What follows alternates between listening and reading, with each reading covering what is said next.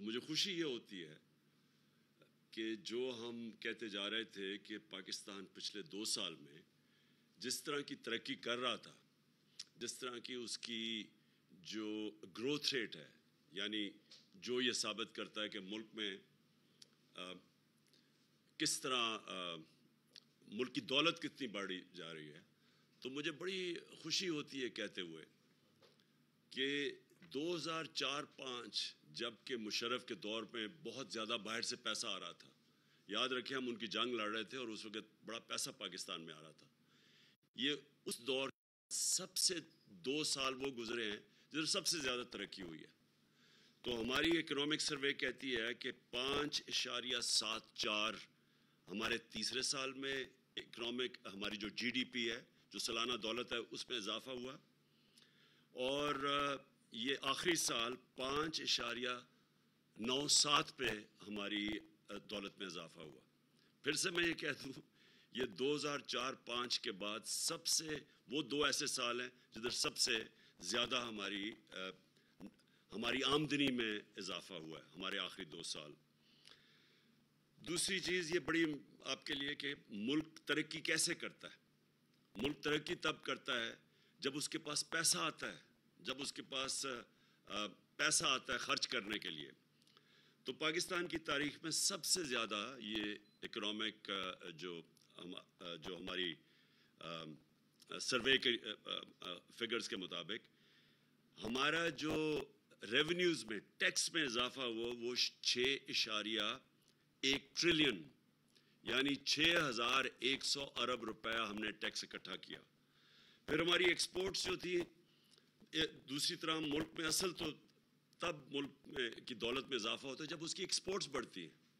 تو یہ پاکستان کی تاریخ میں سب سے زیادہ ایکسپورٹس میں ہماری بڑی ہیں 32 ارب ڈالر. اور یہ یاد رکھیں کہ پچھلے جو ہمارے آنے سے پہلے پچھلے 5 سال تقریباً وہیں کی وہیں رکی ہوئی تھی. تو ہمارے دور میں 32 ارب ڈالر کی ایکسپورٹس بڑھی. پھر ریمیٹنسز جو اوورسیز پاکستانی پیسہ بھیجتے ہیں، وہ پاکستان کی تاریخ میں سب سے زیادہ اضافہ ہوا، اور جو ریکارڈ ہوئی وہ تھی 31 ارب ڈالر. اس کا مطلب جو بیرون ملک پاکستانی تھے انہوں نے ہمارے اندر ان کو اعتماد تھا. وہ یہ دیکھ رہے تھے کہ یہاں عمران خان یہاں سے پیسہ باہر نہیں بھیج رہا، بڑے بڑے وہاں فلیٹس اور وہاں باہر کے ملکوں میں نہیں پیسہ انویسٹ کر رہا، لنڈن میں بڑے گھر نہیں دے رہا.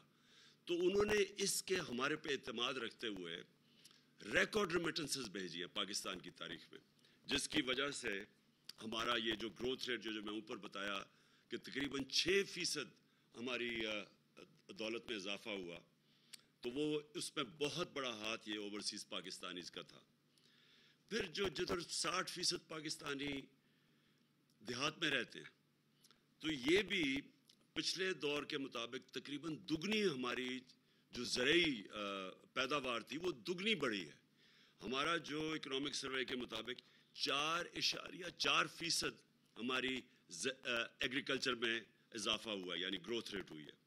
تو یہ اگر آپ پچھلے دور کے مطابق ان کے مقابلے میں دیکھیں، اسے موازنہ کریں، تو یہ پہلی دفعہ اتنا زیادہ پیسہ گیا ہمارے کسانوں کے پاس.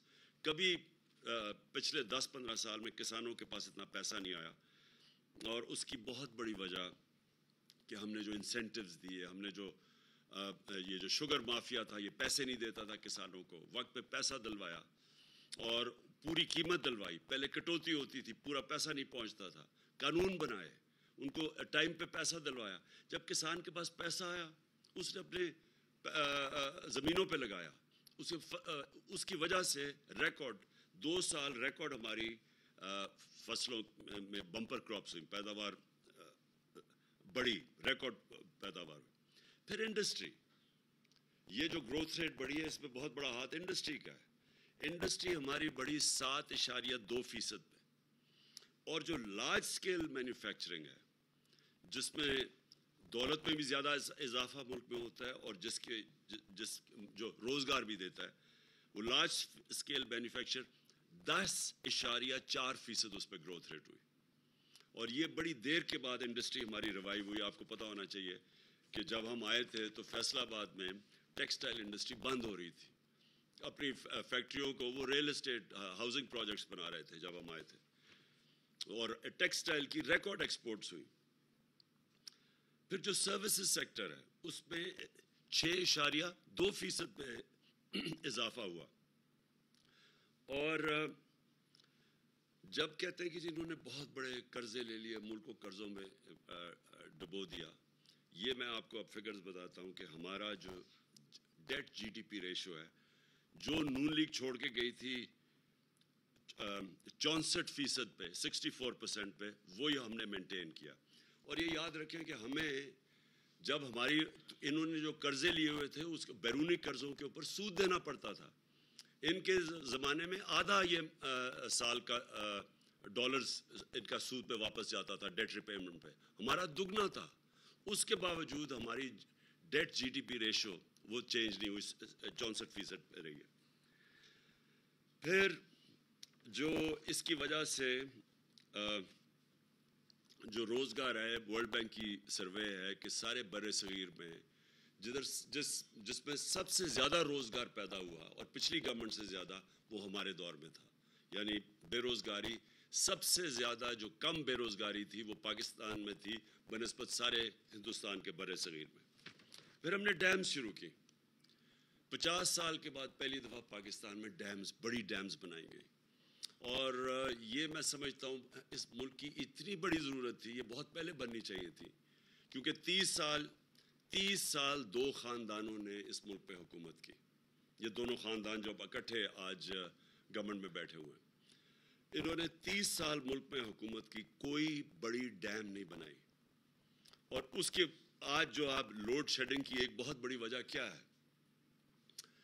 انہوں نے جو پاور پروجیکٹس بنائے پچھلے یہ 5 سال، یہ جو نون لیگ کا دور تھا، اس میں پاور پلانٹ امپورٹڈ فیول پہ تھے. کوئلہ جو کہ باہر سے امپورٹ ہوتا تھا، ایل این جی باہر سے امپورٹ ہوتی تھی. تو جیسے وہاں کی قیمتیں اوپر گئی، بجلی کی بھی قیمت، اور جو باہر سے جب آپ کے زیادہ ڈالر باہر بھیجنے پڑے، اس کے اوپر فارن ایکسچینج پہ بھی فرق پڑا. تو آج یہ نہیں ہے کہ بجلی نہیں ہے، یہ جو پچھلے انہوں نے خود پروجیکٹ جو کانٹریکٹ سائن کیے تھے اس کو بھی پوری بجلی نہیں دے رہے. اور اس لیے نہیں دے رہے کہ وہاں کوئی مسئلہ، کیپیسٹی ہے ان کی 25% پہ وہ آپریٹ کر رہے ہیں، اس لیے کہ ہمارے پاس پیسہ نہیں ہے اتنا. وہ جو کوئلے کے اوپر پاور پلانٹس ہیں ان کو، کیونکہ کوئلے کی قیمت اوپر چلی گئی ہے، پیسہ نہیں ہے، فارن ایکسچینج نہیں ہے کہ ان کو کوئلہ پورا امپورٹ کر سکے، جس کی وجہ سے آج لوڈ شیڈنگ ہے. تو ڈیمز، پانی کے اوپر بجلی بنتی ہے، کوئی ہمیں فرق نہیں پڑتا باہر مہنگائی ہو یا نہ ہو، یہ پہلے ڈیمز بننی چاہیے تھی. تو اس ہمارے دور میں جو ہم نے 10 ڈیم کے پروجیکٹس، اس میں 3 بڑی ڈیمز ہیں. مجھے بڑے افسوس سے آج کہنا پڑتا ہے کہ وابڈا جو باہر سے، جس کی ریٹنگ ایسی تھی کہ باہر سے اس کو کریڈٹ ملتا تھا، آج انٹرنیشنل اس کی جو کریڈٹ ریٹنگ ہے وہ نیچے چلی گئی ہے جب سے یہ حکومت آئی ہے. اور نیچے جانے کا مطلب یہ کہ اب یہ پیسہ جو چاہیے ڈیمز کے لیے، جو باہر سے قرضے چاہیے جو مل رہے تھے وابڈا کی ریٹنگ کی وجہ سے، سوورن گارنٹی کے باوجود وہ اس کو جو قرضے دے رہے تھے، وہ اب ہماری ڈاؤن گریڈ ہو گیا. اور ہمارا جو سارا ڈیمز کا پروجیکٹ ہے وہ اب خطرے میں چلا گیا، کیونکہ پیسہ چاہیے بنانے کے لیے، فارن ایکسچینج ہمارے پاس ہے نہیں، گورنمنٹ کی خود ریٹنگ نیچے چلی گئی ہے. موڈیز نے پاکستان کی کریڈٹ ریٹنگ نیچے لے گئے ہیں. نیچے لے جانے کا مطلب یہ کہ اب ہمیں مشکل سے کوئی بھی قرضہ دے گا، اور قرضہ دے گا تو بہت بڑے سود لے گا، بڑا مہنگا قرضہ ملے گا. تو جب سے یہ آئے ہیں 2 اور خطرے ہو گئے ہیں پاکستان کو. ایک تو ہمارے لیے مشکل ہو گیا ہے باہر سے قرضے لینا، لیکن خاص طور پہ جو وابڈا کی کریڈٹ ریٹنگ نیچے گئی ہے، یہ ہماری ڈیمز، جس میں 2، ایک تو سستی بجلی اور اپنے پانی کے اوپر بنانے والی بجلی، اور دوسرا جو پانی کی سٹوریج ہے جس کی سخت ضرورت ہے اس ملک کو. آج پانی کی قلت ہے، آج کسانوں سے پوچھیں. تو یہ اگر پروجیکٹس، ان کی وجہ سے دگنی ہو جانی تھی ہماری پانی کی کیپیسٹی، ریزروائرز کی کیپیسٹی. اور اب یہ ایک پروجیکٹ ہے جو جب سے یہ آئے خطرے پہ چلا گیا. اور میں یہ کہنا چاہتا ہوں کہ ہم نے اس کے باوجود کہ یہ جو ساری ہماری، اللہ کا شکر ہے، یہ جو سامنے آ گیا اکنامک سروے میں پاکستان ہماری گورنمنٹ کی پرفارمنس. اس کے باوجود جو اس میں نہیں لکھا ہوا, سب سے زیادہ ہم نے کوشش کی اپنے نچلے طبقے کو اوپر اٹھانے کے لیے. کسی پاکستان کی تاریخ میں حکومت نے اتنا پیسہ اپنی نچلے کمزور غریب طبقے پہ نہیں خرچ کیا جو ہم نے کیا. ہم نے سب سے پہلے ہیلتھ کارڈ دیا, اور ہیلتھ کارڈ یہ بڑے بڑے امیر ملکوں میں بھی نہیں ہے کہ اب پورے اپنے ہر خاندان کو 10 لاکھ روپے کی ہیلتھ انشورنس کہ کسی بھی ہسپتال میں جا کے اپنا علاج کروا سکے. یہ ہم سمجھتے ہیں کہ ہماری سب سے بڑا, اگر میرے سے پوچھے ایک کہ جو سب سے بڑا ہمارا کارنامہ تھا, وہ کہ اپنے نچلے طبقے کو ہم نے تحفظ دیا. کیونکہ جب ایک غریب گھرانے پہ ایک بیماری آتی ہے تو عموماً وہ مقروض ہو جاتا ہے, ایک پورا خاندان غربت کی لکیر کے نیچے چلا جاتا ہے ایک فرد کے علاج کرتے ہوئے. تو سب سے پہلے تو ہمارا یہ ہیلتھ کارڈ تھا جو سب سے بڑی تھی. اس کے علاوہ ہمارے احساس پروگرامز تھے جس پہ سب سے زیادہ پیسہ خرچ کیا گیا. پھر ہمارا کامیاب پاکستان پروگرام تھا جس میں ہم نے تقریباً 1200 ارب روپے کے قرضے رکھے ہوئے تھے, جس میں ہم نے اپنے بینکوں کے ساتھ جو ڈیل کی ہوئی تھی ہم نے 1200 ارب روپے کی, کہ اپنے نچلے طبقے کے لوگوں کو جو سب سے نیچے ہیں ان کے خاندانوں کو روز ہم نے پیسے دینے تھے سود کے بغیر, قرضے دینے تھے اپنی دکانیں کھولنے کے لیے, کسانوں کو تاکہ اپنی زمین پہ لگا سکیں, گھر سود کے بغیر ان کو ہم نے قرضے دینے تھے تاکہ وہ اپنے گھر بنا سکیں. پھر جو مجھے سب سے چیز اس میں نہیں لکھا ہوا ہے اکنامک سروے میں, جو مجھے سب سے زیادہ فخر وہ یہ کہ جب کرونا وائرس پاکستان میں جب اس کا ساری دنیا میں بھی آئی اور ہمارے ملک میں آئی تو ساری اپوزیشن نے کہا کہ لاک ڈاؤن کر دو. ان سب کی سٹیٹمنٹس ہیں کہ ملک کو لاک ڈاؤن کر دو جس طرح باہر کے ملکوں نے کیا تھا, اور انہوں نے میری تنقید کی کہ تم کیوں نہیں لاک ڈاؤن کر رہے. آج یہ آپ نہ دیکھتے, ہمارا ملک آج وہ غربت ہونی تھی پاکستان میں, ہمارا معیشت تباہ ہو جانی تھی اگر ہم لاک ڈاؤن کر دیتے. اور وہ ہم نے جو فیصلہ کیا صرف اس لیے کہ مجھے پتا تھا کہ جس وقت ہم نے لاک ڈاؤن کرنا تھا, ملک بند کرنا تھا, ہمارے غریب لوگوں نے پس جانا تھا. ہماری عام آدمی نے, دہاڑی دار, جو چھابڑی والا, جو بیچارے دن کی کمائی کر کے بچوں کا پیٹ پالتے تھے, ان کا کیا بننا تھا. تو ہم نے فیصلہ کیا کہ ہم نے پورا لاک ڈاؤن نہیں کرنا, اور وہ فیصلہ آج اس اکنامک سروے میں آپ کے سامنے آ رہا ہے کہ ہم نے اپنے ملک کو بھی بچا لیا, اپنی اکانومی بچائی, اپنے غریب لوگوں کو بچایا, اور پھر اپنے لوگوں کو کرونا سے بھی بچا لیا. مقابلہ کریں ہندوستان میں, جدھر اب لیٹسٹ جو BBC کی میں رپورٹ پڑھ رہا تھا کہ 50 لاکھ لوگوں کی جانیں گئی ہیں کرونا سے, اس کا مقابلہ کریں پاکستان سے. اللہ کا کرم ہے ہمارا 31,000 ٹوٹل ہمارے جو بات ہوئی تھی, تو وہ ایک وہ بہت بڑی کامیابی تھی, اور جو میں اس میں اکنامک سروے میں نہیں آئی. اب جب سے یہ حکومت آئی ہے, یہ ذرا 2 مہینے ہوئے ہیں اب, تو 2 مہینے میں ہوا کیا ہے. سب سے پہلے تو ساری تنقید ہمارے اوپر ہوئی 3.5 سال میں کہ جی انہوں نے مہنگائی کر دی, لوگوں کا معاشی قتل کر دیا مہنگائی کر کے, مہنگائی مارچ بھی کر دی کہ جی مہنگائی مارچ کر کے گورنمنٹ گراؤ, لوگوں کا بہت برا حال ہے.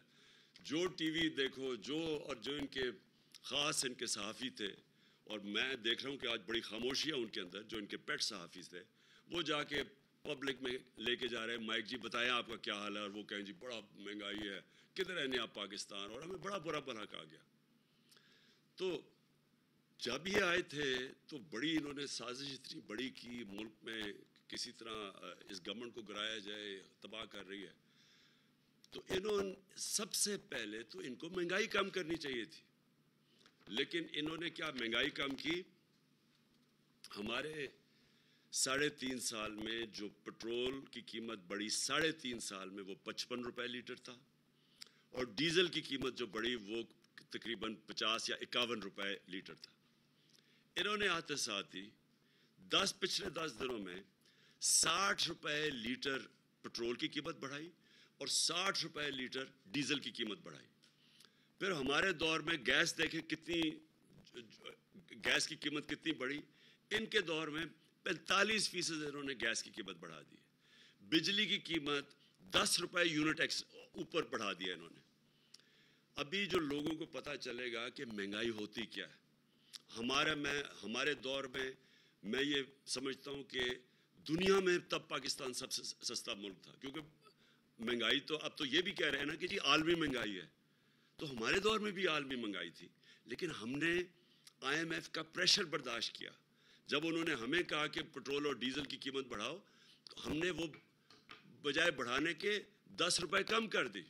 ہم نے بجلی کی قیمت ₹4 یونٹ کم کر دی. کیسے کی؟ ہم نے اور جگہ سے پیسے نکالے, ہم نے اپنی اکانومی کو ری ایڈجسٹ کیا. ہمیں پتہ تھا کہ اس سے پریشر پڑے گا, لیکن پریشر لیا ہم نے IMF کا. اس کی وجہ کیا تھی کہ ہم وہ گورنمنٹ ہے جس کی لیڈرشپ کا جینا مرنا پاکستان ہے. یہ وہ لوگ ہیں جن کے اربوں ڈالر باہر پڑے ہوئے ہیں, ان کے لیڈرز باہر بیٹھے ہوئے ہیں, ان کا سٹیک پاکستان میں نہیں ہے, یہ کبھی باہر کا پریشر نہیں لے سکتے. اور یہ جو مہنگائی کی ہے, میں سمجھتا ہوں کہ پاکستان کی تاریخ میں کسی حکومت نے اتنے تھوڑے وقت میں اتنی مہنگائی نہیں کی. اور یہ ابھی لوگوں کو پورے جب بل ملیں گے 1 تاریخ کو, تو پوری طرح اندازہ ہوگا کہ ہوا کیا. پھر آٹے کا خاص طور پہ میں کہنا چاہتا ہوں, کیونکہ یہ ایک عام آدمی کا سب سے بڑا جو عام لوگ کھاتے ہیں, ان کو روٹی نان کھانا پڑتا. تو آٹے کی قیمت ہمارے 1100 تھی 20 kg کا بیگ, ان کا 1500 پہ پہنچ گیا. اور یہ عام آدمی کو سب سے زیادہ تکلیف دے گا. ابھی تھوڑی دیر پہ مجھے تو خوف ہے کہ کیسے عام میں گھرانہ اپنا پورا بجٹ پورا کرے گا. پھر جو ہمارے اوپر جو کہہ رہے تھے بہت بڑی مہنگائی ہے, ہم سمجھتے ہیں کہ ان کی مہنگائی ہمارے سے دگنی نہیں, اس سے بھی 3 گنا بھی زیادہ بڑھ جائے گی جو ہم دیکھ رہے ہیں. سود انہوں نے ابھی 15% پاکستان کا انٹرسٹ ریٹ کیا ہے. یہ جس طرح کی مہنگائی جا رہی ہے, یہ جائے گا 20% کے اوپر کم از کم, اور شاید اس سے بھی اوپر چلا جائے, جس سے انڈسٹری کو, بزنس کو بہت بری طرح متاثر ہوگا, جس سے روزگار متاثر ہوگا. سیمنٹ, میں صرف ایک کہنا چاہتا ہوں کیونکہ یہ بھی عام لوگ گھر بنانا چاہتے ہیں, ₹600 بوری سے ₹1000 بوری پہ پہنچ گیا سیمنٹ. اس کا مطلب ساری کنسٹرکشن انڈسٹری کو افیکٹ ہو گیا, اور اس سے ساری جو روزگار دیتی ہے کنسٹرکشن انڈسٹری, وہ نیچے آ گئی ہے. پھر ہمارا جو ایکسچینج ریٹ ہے روپیہ, وہ ₹202 پہ, ڈالر جو ہے وہ ₹202 پہ پہنچ گیا. اس کے بھی ابھی آگے اثرات آنے والے ہیں, کیونکہ اس کا مطلب جو بھی چیزیں باہر سے امپورٹ کریں گے وہ مہنگی ہوں گی. پھر میں اسٹاک ایکسچینج 3500 پوائنٹس نیچے چلا گیا ہے. لوڈ شیڈنگ کا آج یہ حال ہے کہ آج کدھر گئی ہے بجلی. ہم بھی 3.5 سال تھے, کبھی کسی نے اس طرح کی لوڈ شیڈنگ دیکھی ہے؟ تو بجلی تو ہے, گئی کدھر؟ کوئی غائب تو نہیں ہوگی, کوئی لے تو نہیں گیا ساتھ. تو لوڈ شیڈنگ اس میں نااہلی بھی ان کی ہے, اور کیونکہ انہوں نے ہی وہ پاور پلانٹس بنائے ہوئے تھے جو امپورٹڈ فیول پہ, جب ان کی قیمت اوپر گئی کوئلے کی اور گیس کی, تو وہ بھی اس کی وجہ سے ان کے پاس پیسہ ہی نہیں ہے پوری طرح بجلی دینے کا لوگوں کو. اور جو میں آگے کہہ رہا ہوں کہ ہماری معیشت کا مجھے افسوس سے کہنا پڑتا ہے کہ جو موڈیز نے پاکستان کو ڈاؤن گریڈ کیا, اس بعد اور مشکلات پاکستان کی آ جائیں گی, کیونکہ اس کا مطلب کہ ہم اب اپنی جو قرضے ہیں جو ہمیں قسطیں واپس کرنی ہیں, وہ ہم پوری طرح دے نہیں سکیں گے. ہمارے پر قرضے اور بڑھتے جائیں گے, اور جو سب سے بڑا خوف ہے ہمیں ملک خدا نہ خواستہ وہ ڈیفالٹ نہ ہو جائے, کیونکہ ڈیفالٹ کا مطلب کہ ہماری معیشت کے اوپر اور ایسا سٹرین پڑے گا کہ بڑی دیر لگے گی ملک کو پھر سے اٹھانے کو, اگر وہ خدا نہ خواستہ ہو گیا. اب میں جو اصل چیز پہ آیا ہوں کہ اگر ان کی تیاری نہیں تھی, اگر یہ معاشی طور پہ تیار ہی نہیں تھے کہ ملک کو سنبھالنا, تو کیا وجہ تھی کہ اتنی سازش کر کے حکومت کرائی ہے؟ اگر یہ ملک ہی نہیں سنبھال سکتے تھے, نہ یہ مہنگائی سنبھال سکے ہیں, نہ معیشت کو سنبھال سکے ہیں, تو کیا وجہ تھی؟ جلدی کیا تھی؟ تیاری کر لیتے, انتظار کر لیتے, 1.5 سال اور حکومت رہ گئی تھی, اور وہ اس کی وجہ اب سب کے سامنے آ گئی. ان کا کبھی بھی پاکستان کا ایجنڈا نہیں تھا. یہ جو بیرونی سازش جو باہر سے مل کے انہوں نے کیا ہے، وہ ڈونلڈ لو نے جو ہمیں دھمکی دی کہ جناب آپ اگر عمران خان کو نہیں ہٹائیں گے تو یہ ہو جائے گا، اگر ہٹا دیں گے تو ہم سب کچھ معاف کر دیا جائے گا. تو ڈونلڈ لو نے جب وہ سائفر بھیجا تو اگلے دن ہی جس کو بھی اس نے دھمکی دی، اگلے دن سب کچھ ہونا شروع ہو گیا. وہ عدم اعتماد بھی اگلے دن ہو گئی. اس کے بعد پھر لوگوں نے بھی جانا شروع کر دیا. یعنی جب معیشت اوپر جا رہی ہے، پہلے 2 سال جاتے جب ملک کے حالات مشکل تھے، جب ہم کرونا سے بھی لڑ رہے تھے، اور پھر جو IMF کے پروگرام میں ہم نے خرچے اپنے سارے کم کیے، بے روزگاری تھی، تو جانا تو تب چاہیے تھا. تو جب 6% گروتھ ریٹ پہ ملک جا رہا ہے تو کیا وجہ ہے کہ یہ کوئی 20-40 لوگوں نے لوٹے ہونے کا فیصلہ کیا؟ کیونکہ یہ سازش کا حصہ تھا. وہ اس لیے نہیں جا رہے تھے کہ ملک کے اب حالات برے ہیں، وہ اس لیے جا رہے تھے کہ یہ پلان کیا ہوا تھا گورنمنٹ گرانے کا. اور یہ بیرونی سازش کے اندر یہ ملے ہوئے تھے ساتھ، یہ جو میر جعفر اور میر صادق ہے. اور اب آپ کے سامنے آ گیا کہ یہ تو کوئی کہہ رہے تھے جی ہم نے مہنگائی بہت ہے، تو مہنگائی تو اب اس سے زیادہ بڑھ گئی ہے اور اس سے کئی گنا زیادہ بڑھے گی. تو اگر معیشت یہ کہہ رہے تھے کہ ہم نااہل ہیں، تو یہ معاشی حالات تو آپ کے اب سامنے ہیں. اصل میں یہ کیوں آئے تھے؟ یہ آئے تھے اس ملک میں اپنے کرپشن کے کیسز ختم کرنے کے لیے. یہ آئے تھے NRO 2 لینے کے لیے. NRO 1 کیا تھا جنرل مشرف نے، جس میں اس ملک کی تباہی ہوئی، جس میں یہ دونوں نے آ کے ملک لوٹا، 4 گنا زیادہ ہمارے قرضے بڑھائے. اور اب یہ NRO 2 تھا کہ جو انہوں نے 10 سال میں چوریاں کی تھی وہ معاف کروانے آئے تھے. اب یہ تماشا دیکھیں کیا ہو رہا ہے. آج یہ نیب کا جو بل پاس کریں گے، اس سے زیادہ شرمناک چیز اس ملک میں ہو ہی نہیں سکتی. شہباز شریف اب پرائم منسٹر نیب کا سربراہ بن جائے گا. FIA جس کے اندر ان کے اوپر وہ مقصود چپڑاسی کے کیس تھے، اور وہ جو 4 ارب اس کا تھا، 4.25 ارب، اور 16 ارب نوکروں کے نام پہ، اور پھر 24 ارب کے ٹوٹل ان کے اس کے شہباز شریف کے کیسز تھے. اب یہ FIA کے اوپر بھی خود بیٹھ گیا، نیب کے اوپر بھی خود بیٹھ گیا. اب ان کا مقصد کیا ہوگا کہ جو انہوں نے چوریاں کی تھی، پہلی چوریاں معاف ہو گئی تھی. انہوں نے جو 11 سال 90 کی دہائی میں چوریاں کی تھی، وہ جنرل مشرف نے ان کو NRO دے دیا تھا، وہ معاف ہو گئی تھی. وہ اربوں روپیہ ہضم کر بیٹھے تھے. اب جو پچھلے 10 سال کی چوریاں تھی، 8 سے لے کے 18 تک، اب اس کے لیے ان کو NRO چاہیے تھا، جس کی وجہ سے یہ ساری سازش انہوں نے کی تھی. اب یہ جب نیب کے اوپر شہباز شریف بیٹھ جائے گا اور FIA کے اوپر بھی وہ بیٹھ جائے گا، جس میں اربوں روپے کے، ان کے 45 ارب روپے کے کیسز ہیں شریف خاندان کے، تو کبھی کسی دنیا کے قانون کے اندر کبھی ملزم بھی قاضی بنا ہے؟ کبھی یہ ہو سکتا ہے کہ میرے کیسز ہیں اور میں ہی اوپر فیصلہ کروں؟ اور یہ سب سے زیادہ آج پاکستان کی عدلیہ کا ٹرائل ہے. یہ سمجھ جائیں کہ ساری قوم اب دیکھ رہی ہے یہ مذاق، کہ اگر پارلیمنٹ یہ پاس بھی کر دے تو کیا یہ پاکستان کی کانسٹیٹیوشن کی اسپرٹ کے ساتھ جاتا ہے؟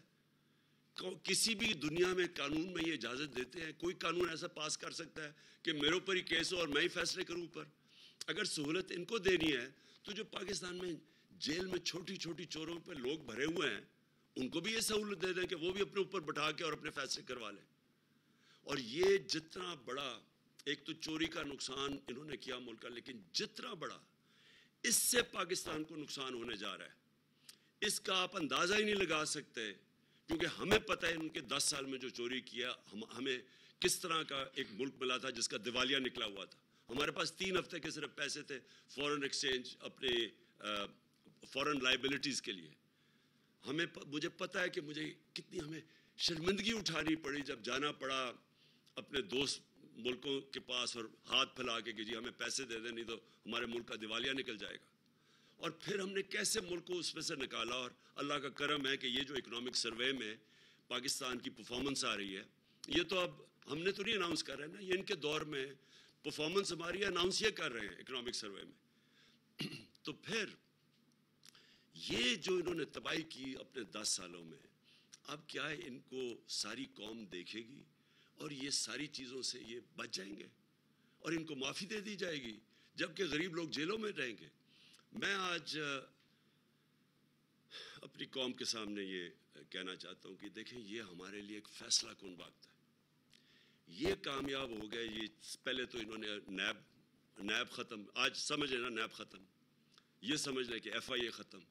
اس کا مطلب ان کی چوریاں سب معاف ہو گئی, این آر او 2 مل گیا. دوسرا کام یہ کیا کرنے جا رہے ہیں, یہ آپ الیکشن کمیشن کے ذریعے ابھی سے دھاندلی کی تیاری کر رہے ہیں.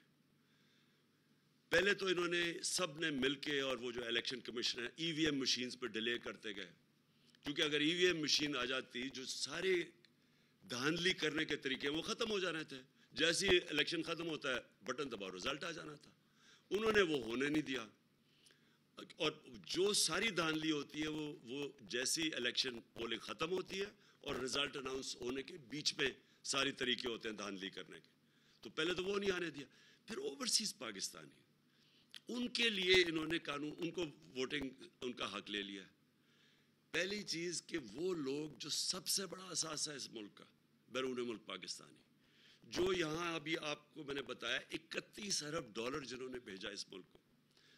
دیکھ لیں کہ آئی ایم ایف نے کتنا ہمیں اب تک پیسے دیے یا امداد کتنی آئی ہے, اور دیکھ لیں کہ ان لوگوں نے اس ملک کے اوپر ہمارے اوپر کس طرح اس ملک کی خدمت کی ہے. ان کو یہ ووٹنگ رائٹ صرف اس لیے نہیں دے رہے کہ ان کو ڈر ہے کہ وہ ان کو ووٹ نہیں ڈالیں گے.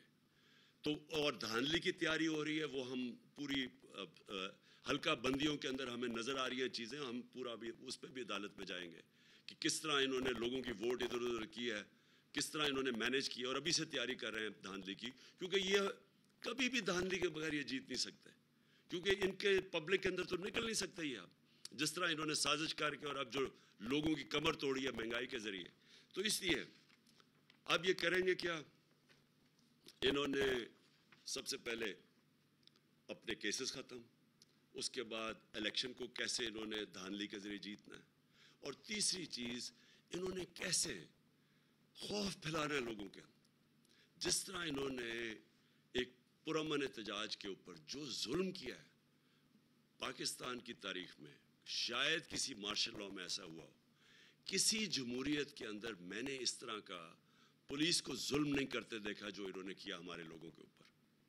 اور مجھے افسوس سے کہنا پڑتا ہے کہ اس کے اوپر جو ہم رسپانس ایکسپیکٹ کر رہے تھے اپنے انصاف کے نظام سے, وہ ابھی تک ہمیں نہیں ملا. صرف تفتیش کر لیں کہ کس طرح انہوں نے عورتیں بچوں کے اوپر جو ظلم کیا ہے پولیس نے, اور یہ پلان کر کے کیا. جس طرح ماڈل ٹاؤن میں انہوں نے خوف پھیلانے کے لیے جو قتل کیے تھے لوگ, اور بچ گئے ابھی تک, کہ دن دہاڑے انہوں نے لوگوں کو 14 یا لوگوں کو قتل کیا اور 60 لوگوں کو گولیاں ماری, ٹی وی کے اوپر مار رہے تھے. اسی طرح یہ خوف پھیلانے کے لیے انہوں نے کیا. اور یہ جو ایف آئی آر میرے اوپر, ہمارے اوپر, سب کے اوپر ایف آئی آرز کاٹ دیے. یہ کبھی بھی نہیں ہوا کہ بلاسفمی کی ایف آئی آر حکومت کاٹے کسی کے خلاف. یہ پاکستان کی تاریخ میں نہیں ہوا. وہ ہمارے اوپر انہوں نے ایف آئی آرز کاٹی ہوئی ہیں, ہمارے لوگوں کے اوپر سب پہ ایف آئی آر کاٹی ہوئی ہے. تو یہ وہ خوف پھیلا کے کہ کسی طرح لوگ ڈر جائیں ان سے, اور یہ کسی طرح ڈرا کے لوگوں کو یہ اپنے کیسز ختم کروا کے الیکشن کمیشن کو ساتھ ملا کے یہ پھر سے جیت جائے. تو میں آج یہ اپنی ساری قوم کے سامنے رکھنا چاہتا ہوں کہ یہ ہمارے لیے ایک فیصلہ کن وقت ہے.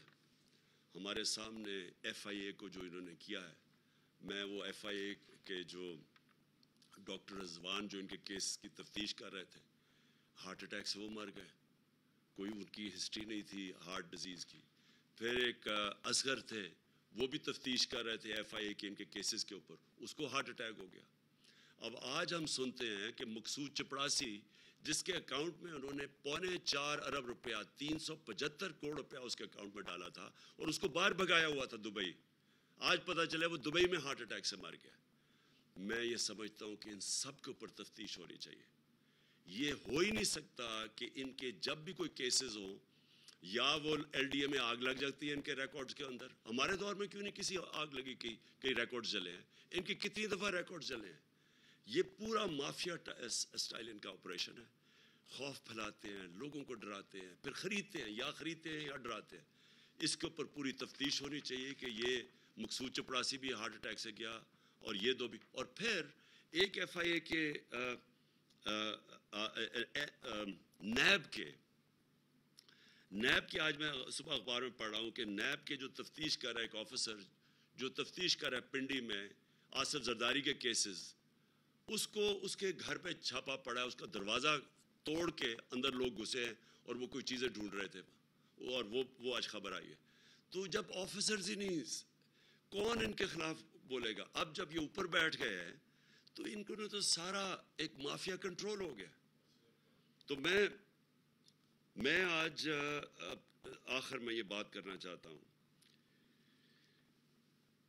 کہ، اور یہ میری آخری بات ہے آپ سب سے، کہ دیکھیں ہمارے پاس اب دو راستے ہیں. ہم چپ کر کے یہ سہ جائیں تو یہ ملک جس طرف جا رہا ہے اور جدھر یہ لے کے جا رہا ہے اس کا کوئی مستقبل نہیں ہے. معیشت کا آپ نے دیکھ لیا، مہنگائی آپ نے دیکھ لی. اب یہ جو کنٹرول کریں گے سارے ادارے، ان ساروں کو ختم کریں گے. اور یہ جتنے بھی پاکستان کے ادارے ہیں آہستہ آہستہ، کیونکہ انہوں نے اپنے آپ کو اوپر رکھنا ہے قانون سے، کیونکہ یہاں قانون کی بالادستی نہیں ہوگی، یہاں ان ڈاکوؤں کی کنٹرول ہوگا. انہوں نے اوپر بیٹھ کے ساری پاکستان کے ادارے تباہ کر رہے ہیں. ہمارے دور میں ذرا سوال پوچھتا ہوں کہ بتائیں کسی کے اوپر جھوٹا کیس کیا، کتنی ایف آئی آرز کسی کے اوپر کٹوائی؟ انہوں نے 3 دفعہ لانگ مارچز کی، کبھی کسی کے اوپر کوئی ایک فائر کیا ٹیئر گیس کا، کبھی ہم نے ان کو تنگ کیا، روڈ بلاکس کیے، کنٹینر لگائے. کتنی دفعہ ہم نے کیا؟ میں نے کبھی عدالتوں کے اندر کبھی انٹرفیئر کیا، کبھی ہم نے نیب کے اندر کوئی انٹرفیئر کیا، کبھی ایف آئی اے سے کوئی جھوٹے کیسز بنائے. ہم سب کے اوپر کیسز بن رہے ہیں، ساروں کو ڈرایا دھمکایا جا رہا ہے. کبھی ہم نے، اور الیکشن کمیشن کبھی ہوا ہی نہیں ہے کہ سٹنگ گورنمنٹ کے خلاف سارے الیکشن کمیشن کے فیصلے آ رہے ہیں. یہ کبھی ایسے نہیں ہوا، کیونکہ ہم نے اداروں کو بجائے کنٹرول کرنے کے ان کو چلنے دیا، بلکہ مضبوط کرنے کی کوشش کی. آج یہ سارے ادارے تباہ کریں گے. یہ جدھر آپ اب جو آگے جو نظام ہے، مجھے خوف ہے کہ یہ اب عدلیہ کے اوپر جائیں گے. ہمیشہ ان کی آپ ماضی دیکھ لیں، سپریم کورٹ کے اوپر ڈنڈوں سے حملہ کیا. بریف کیس گئے، جو جسٹس سجاد علی شاہ کہتے ہیں کہ اپنی کتاب میں کہ کوئٹہ بینچ کو پیسے چلائے گئے. تو یہ انہوں نے سارے ادارے کنٹرول کرنے کی کوشش کرنی ہے، کیونکہ یہ ملک کی بہتری کے لیے نہیں آئے، یہ ایک مافیا کنٹرول ہے. لہٰذا اس کے خلاف انشاءاللہ ہم سپریم کورٹ سے کلیریفیکیشن لے رہے ہیں. اپنی جو ہمارا اگلے لائے عمل ہے لانگ مارچ کا، جیسے مجھے ملے گا میں اعلان کروں گا انشاءاللہ ایک ایسا احتجاج جو ہمارے شہری نکلیں گے اور کم از کم اپنی آواز بلند کریں گے. یہ جو یہاں اس ملک میں ہم سب کے سامنے یہ ظلم ہو رہا ہے. پاکستان پائندہ باد.